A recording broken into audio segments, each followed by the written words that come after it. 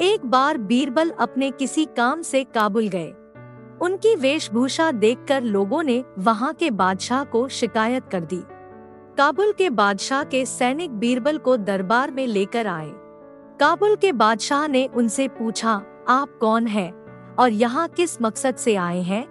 बीरबल बोले, मैं एक मुसाफिर हूँ और देश विदेश की यात्रा करा रहता हूँ। काबुल के बादशाह ने कहा, तब तो तुम्हें देश विदेश के अनेक राजाओं के बारे में पता होगा। बताओ, तुमने कहीं हमारे जैसा बादशाह देखा है? बीरबल सिर झुकाकर बोले, हुजूर, आप तो पूनम के चांद है। आप जैसा अन्य बादशाह भला कौन हो सकता है? काबुल का बादशाह मन ही मन खुश होता हुआ बोला, हम पूनम के चांद है तो तुम्हारा बादशाह क्या है? बीरबल सीना तान कर बोले, हुजूर, हमारा शाहजहां तो दूज का चांद है।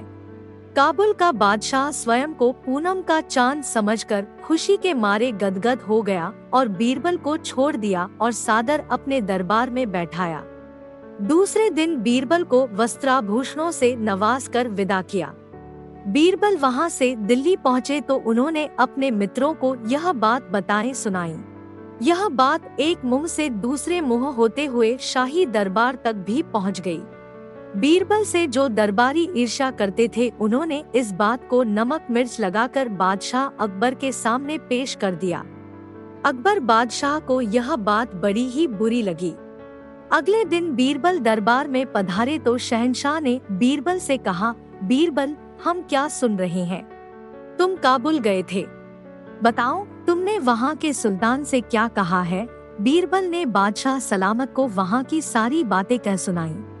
अकबर बादशाह नाराज होते हुए बोले, बीरबल, काबुल के बादशाह को पूनम के चांद की तरह बड़ा और हमें दूज के चांद की तरह छोटा बताकर तुमने हमारी बेइज्जती नहीं है की है?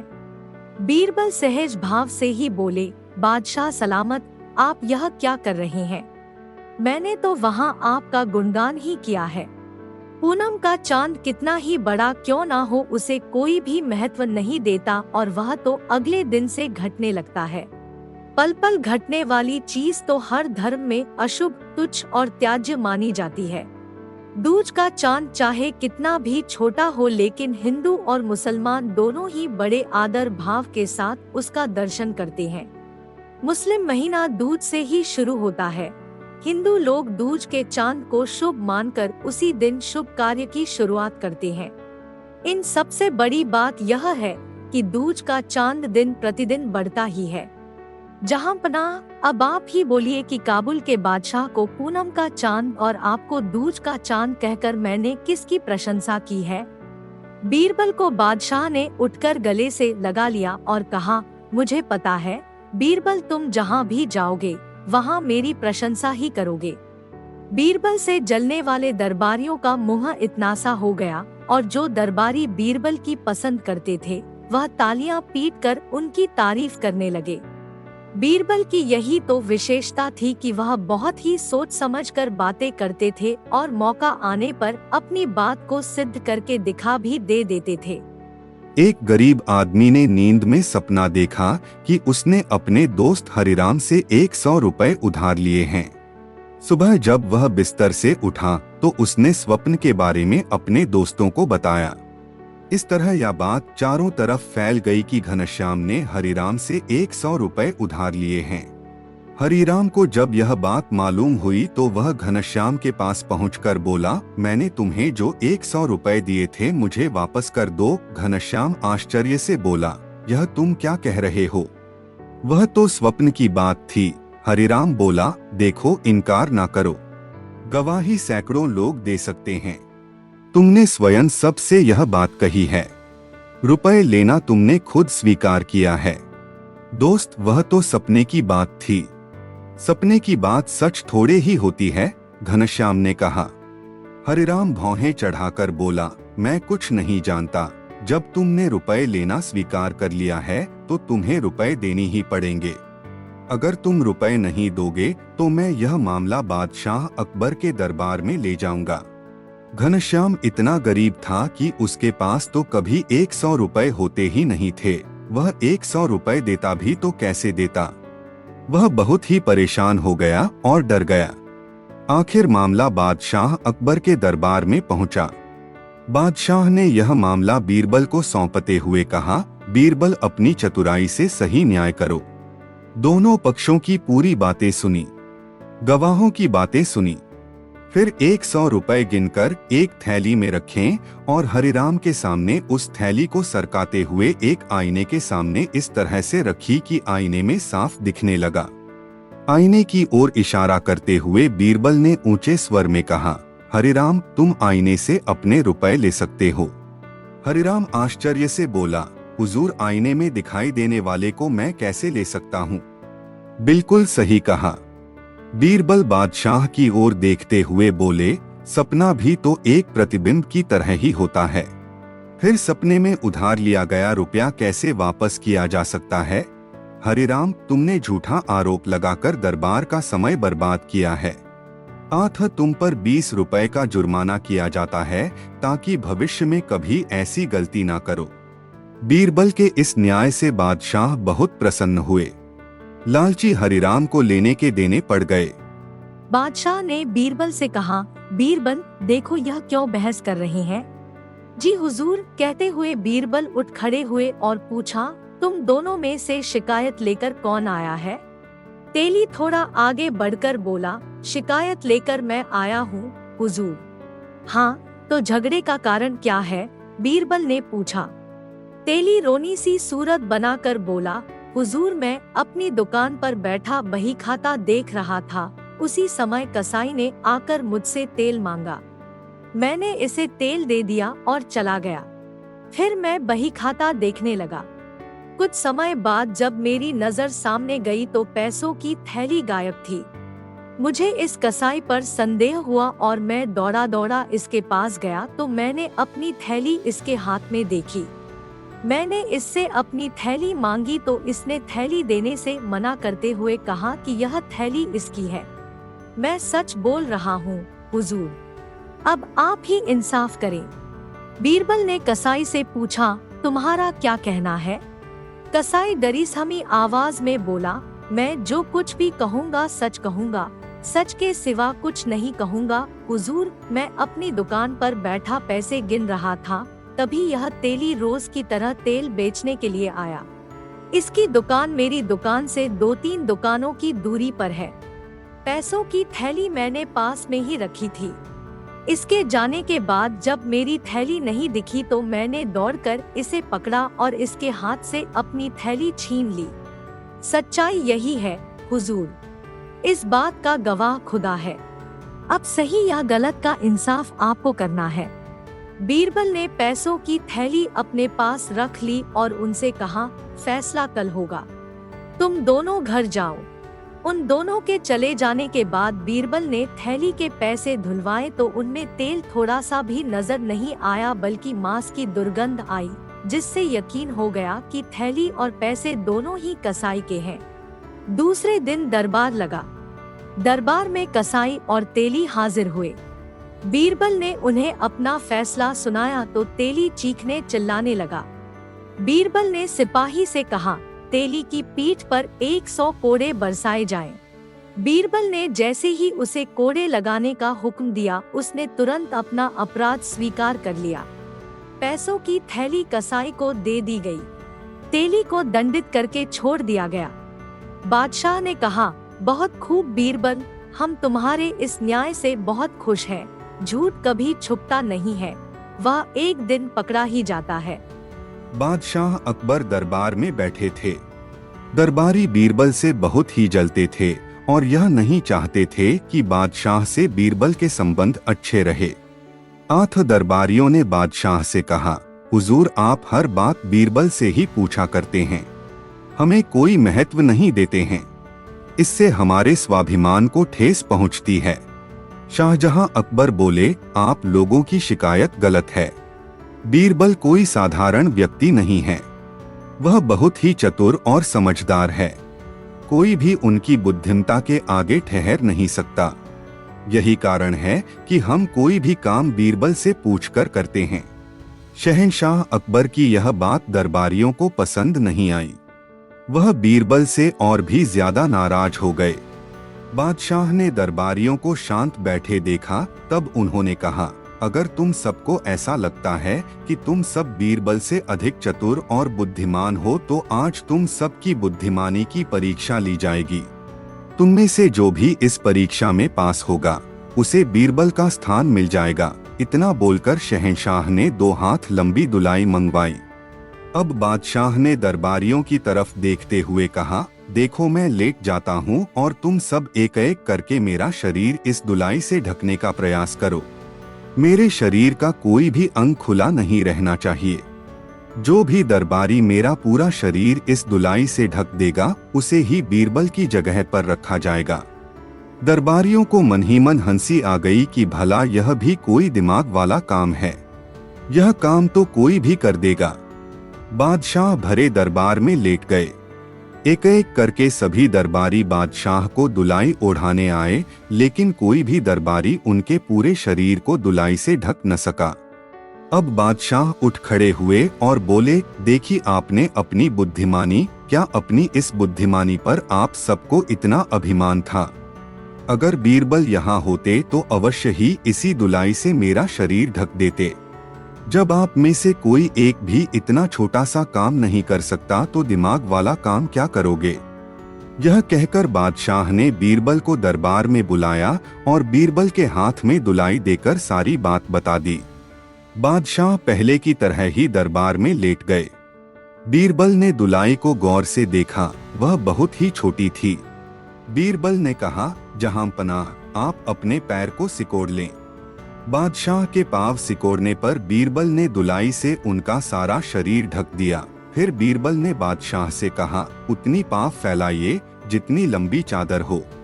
बादशाह बीरबल के इस विचार से गदगद हो गए और दरबारियों से कहा, बीरबल की चतुराई तुम सब ने देख ली न, अब तो किसी को कोई शिकायत नहीं होगी। शर्मसार दरबारी शहंशाह से माफी मांगकर चुप हो गए।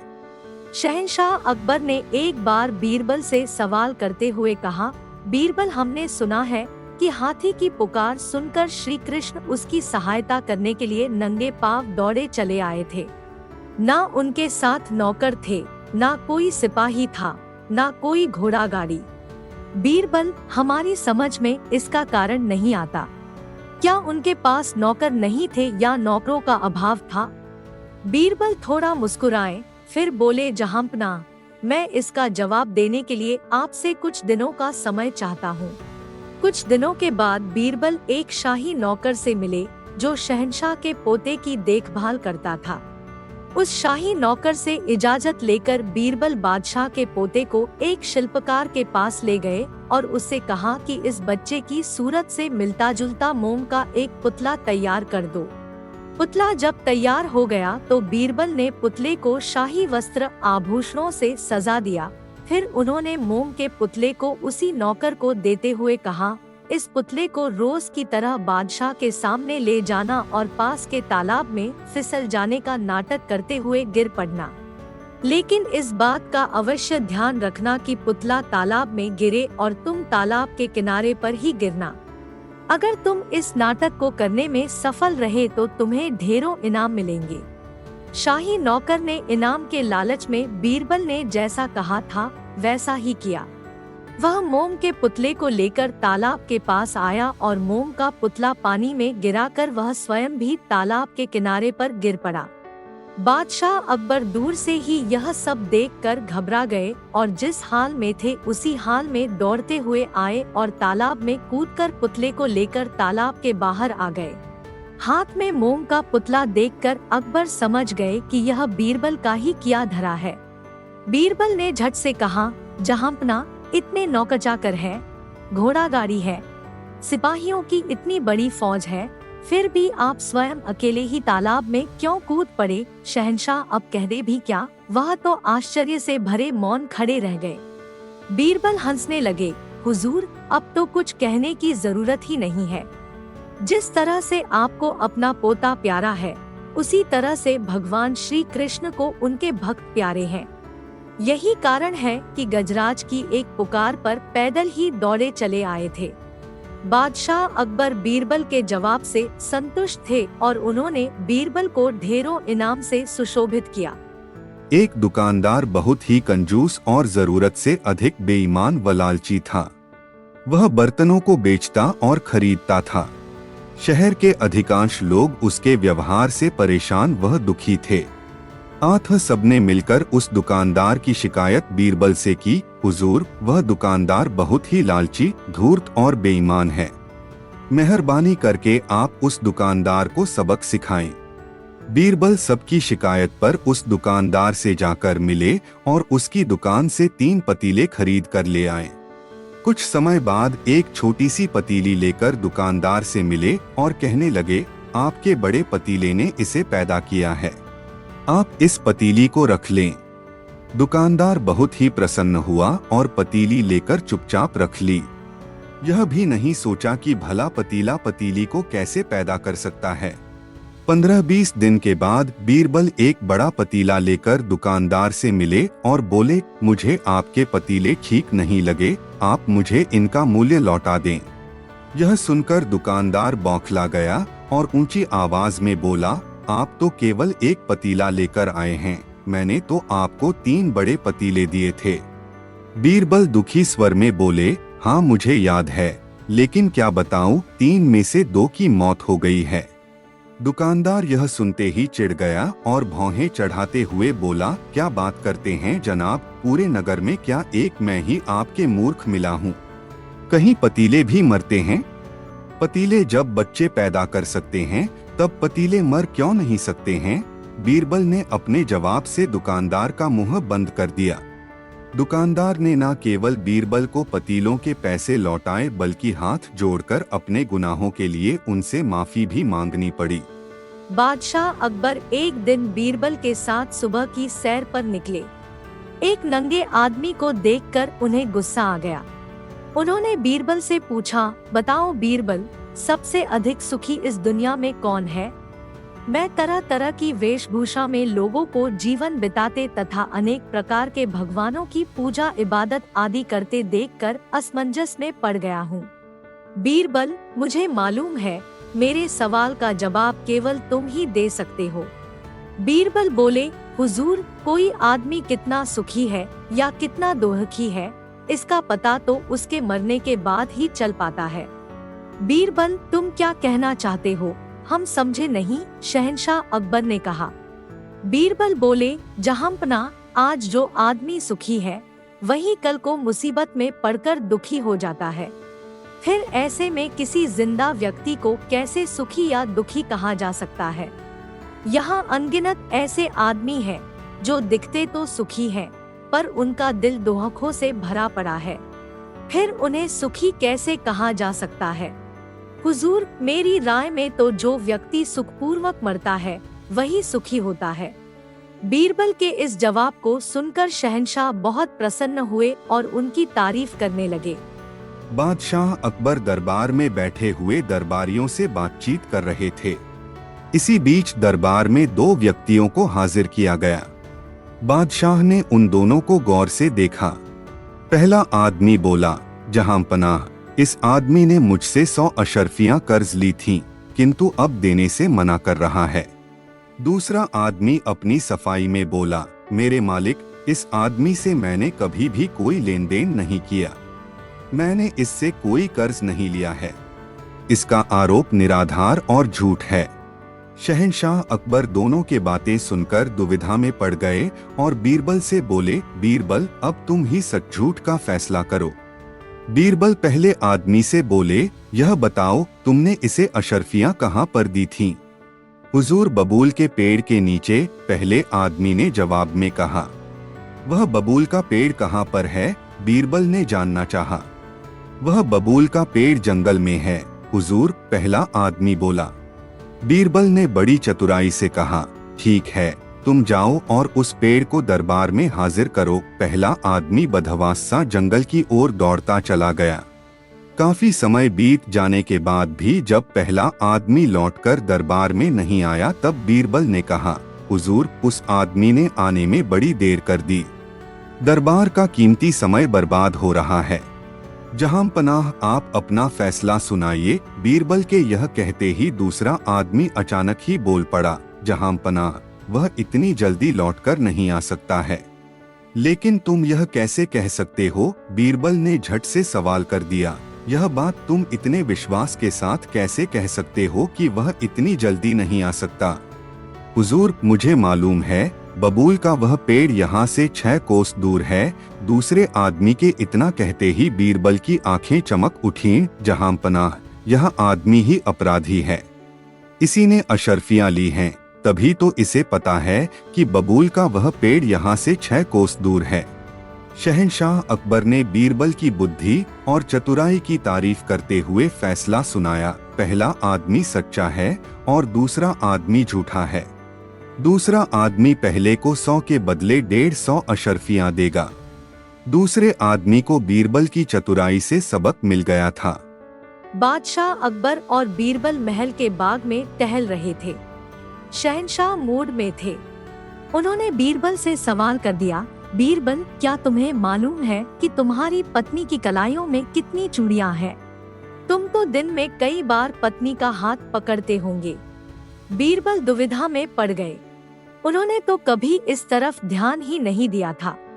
बीरबल कुछ देर तक चुप रहे, फिर बोले, हुजूर, मेरा हाथ तो पत्नी के हाथ को कभी कभार ही पकड़ता है। लेकिन हुजूर, क्या आप बता सकते हैं कि आपकी दाढ़ी में कितने बाल हैं? बादशाह बीरबल की बात को नजरअंदाज कर गए और बोले, बीरबल, दाढ़ी के बाल की गिनती कर पाना नामुमकिन है, किंतु हाथ की चूड़ियों को तो सरलता से गिना जा सकता है। बीरबल बोले, हुजूर, औरतों का क्या, वे तो अपनी कलाइयों में कमरज्यादा चूड़ियां पहनती रहती है। औरत के हाथों में कितनी चूड़ियां हैं, बिना गिने बता पाना मुश्किल है। आप तो महल में प्रतिदिन ही जाते हैं। ऊपरी मंजिल पर जाने के लिए आप सीढ़ियां तो चढ़ते ही होंगे। हुजूर, आप बता सकते हैं कि कितनी सीढ़ियां हैं? शहंशाह बोले, मैंने कभी सीढ़ियों की संख्या की तरफ ध्यान ही नहीं दिया। बीरबल हंसते हुए बोले, जहांपना, सीढ़ियों को तो घटाया बढ़ाया भी नहीं जा सकता। वह वर्षों से एक ही संख्या में है, फिर भी वे कितनी है आपको मालूम नहीं तो भला मैं हर माह घटने बढ़ने वाली चूड़ियों की संख्या कैसे बता सकता हूँ? फिर भी मैं दोषी हूँ तो बंदे की गर्दन हाजिर है हुजूर। बीरबल की इस बुद्धिमत्ता के आगे बादशाह अकबर निरुत्तर रह गए। एक बूढ़ी स्त्री अपनी विधवा बहू के साथ बीरबल से मिली। उसका बेटा सेना में था और कुछ रोज पहले ही एक लड़ाई में शहीद हो गया था। बुढ़िया उनसे हाथ जोड़कर बोली, सुना है कि शहंशाह अकबर आपकी बात मानते हैं।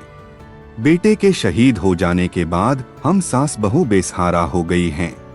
हमारी कुछ मदद करें। बीरबल ने बुढ़िया को ढाढ़स बंधाते हुए कहा, आप चिंता ना करें, हमारे शहंशाह बड़े ही दयालु हैं। वे आपकी मदद जरूर ही करेंगे। मैं जैसा कहता हूँ बस वैसा ही आप करती जाएं।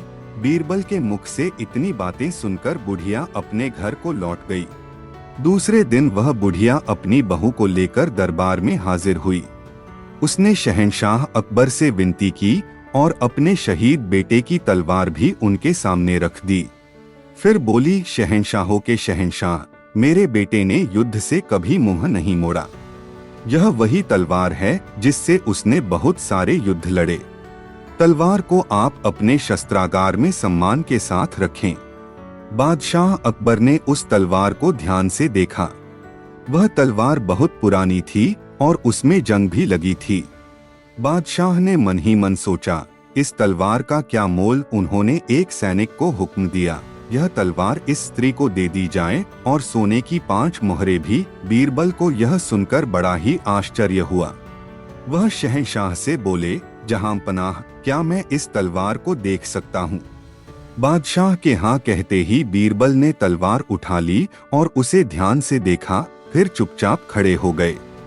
शहंशाह अकबर ने बीरबल को देखते हुए पूछा, बीरबल, इस तलवार में ऐसी क्या बात है कि तुमने इसे इतने गौर से देखा और चुपचाप खड़े हो गए? बीरबल बोले, जहांपना, मुझे पूरा विश्वास था कि यह तलवार सोने की बन जाएगी। बादशाह अकबर आश्चर्य से बोले, क्या कह रहे हो? जंगी लगी तलवार भला सोने की कैसे बन सकती है? बन सकती है जहांपनाह, बीरबल ने कहा। जंग लगी लोहे की तलवार सोने की कैसे बन सकती है? अपनी बात को पूरा करो, बीरबल, जहांपना ने सवाल कर दिया। बीरबल बड़े ही शांत भाव से बोले, जहांपना, पारस पत्थर का एक छोटा सा टुकड़ा लोहे को सोना बना देता है। मैं तो यह सोचकर आश्चर्य में हूँ कि आपके हाथों में आने के बाद भी यह तलवार लोहे की ही बनी रही। शहंशाह अकबर ने अगले पल ही हुक्म दिया कि इस बूढ़ी औरत को तलवार के वजन के बराबर सोना दिया जाए। शहीद की विधवा और माँ दोनों ही अकबर और बीरबल को दुआएं देते हुए दरबार से बाहर चली गई। किसी भी बात को ढंग से कहा जाए तो उसका परिणाम अच्छा ही होता है। एक शाम बादशाह अकबर ने बीरबल से कहा, बीरबल, हमारी दाई माँ का बेटा हमारा दूध भाई है, क्योंकि मैंने दाई माँ का दूध पिया है। क्या तुम्हारा भी कोई दूध भाई है? बीरबल बोले, जी जहांपना है। बादशाह ने चुटकी लेते हुए कहा, तो तुम उसे दरबार में क्यों नहीं लाते हो?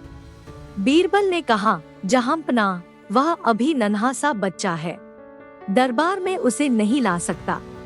शहंशाह अकबर बोले, छोटा है तो क्या हुआ, कल तुम उसे दरबार में ले आओ। अब बीरबल मना भी तो नहीं कर सकते थे। वह बोले, हुजूर, मैं आपकी हुक्म का पालन करूंगा। घर आकर बीरबल ने गाय के बछड़े को खूब सजाया और दूसरे दिन उसे दरबार में लेकर पहुंच गए। अकबर हैरान होते हुए बोले, बीरबल, यह क्या है? बीरबल सिर झुकाकर बोले, हुजूर, यह मेरा दूध भाई है। बादशाह बोले, क्या बछड़ा तुम्हारा दूध भाई है? जवाब में बीरबल ने कहा, हाँ, यही है। जिस गाय का मैं दूध रोज पीता हूँ, यह उसी गाय का बछड़ा है। बादशाह अकबर बीरबल की इस बुद्धिमता पर खुश हो गए। जिसका हम खाते हैं उसका आदर करना चाहिए। बादशाह अकबर को बुढ़ापे में ना जाने कैसे शराब की लत लग गई। रात में जब हुआ अपने नवरत्नों के साथ होते तो उनसे छिपकर थोड़ी सी पी लेते थे। एक रोज बीरबल ने बादशाह अकबर को शराब पीते हुए देख लिया। उस समय तो बीरबल ने कुछ नहीं कहा, लेकिन एक रोज वह उस कमरे में पहुंच गए जहां बादशाह शराब रखते थे। बीरबल ने कमरे की चीजों को इधर उधर बिखेरकर शराब की बोतल को दुशाले से ढककर बगल में दबाया और धीरे से बाहर निकल गए। बादशाह अकबर ने बीरबल को कमरे से निकलते हुए देख लिया, लेकिन वह यह सोचकर शांत ही रहे कि बीरबल किसी काम से कमरे में गए होंगे। लेकिन फिर भी बादशाह को तसल्ली नहीं हुई तो उन्होंने बीरबल को बुलाया। बीरबल अकबर बादशाह के सामने बगल में शराब की बोतल दबाए आ खड़े हुए। बादशाह ने बीरबल को गौर से देखते हुए पूछा, बीरबल, तुम्हारी बगल में क्या है? बीरबल बोले, हुजूर, क्या कर रहे हैं? कुछ भी तो नहीं है। बीरबल की बातों पर अकबर को विश्वास नहीं हुआ। उन्होंने दोबारा वही सवाल कर दिया। बीरबल बोले, हुजूर, मेरी बगल में तोता है।